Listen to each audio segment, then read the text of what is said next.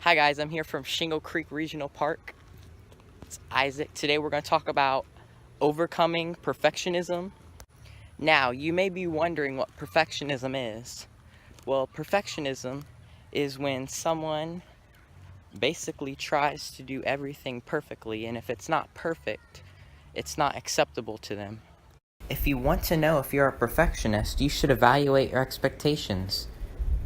Do you just try to do your best, or does whatever you do have to be perfect? Is everything you do not good enough? Do you check work many more times than necessary? If you answered yes to any of these questions, you may be a perfectionist.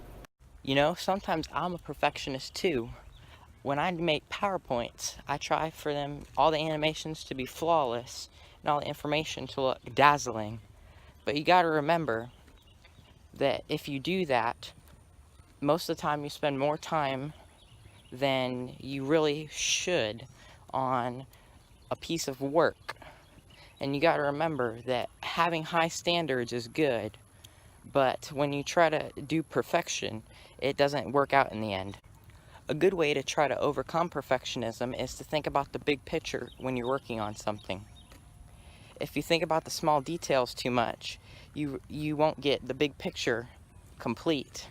And most of the time, people don't notice the small details that you put into a piece of work. Another way to stop being a perfectionist is to make realistic goals. If you make realistic goals, then you will have more willpower and be able to achieve them. But if you have unrealistic goals, you're going to get discouraged and not want to finish. The final, and I think the most important way to overcome perfectionism is to celebrate your mistakes and failures, not just your successes. If you celebrate your mistakes, then you won't fear them. Because when you fear your mistakes and your failures, you tend to put off a work that you have to do and procrastinate. Alright, that's all for this video, guys. Thank you for watching.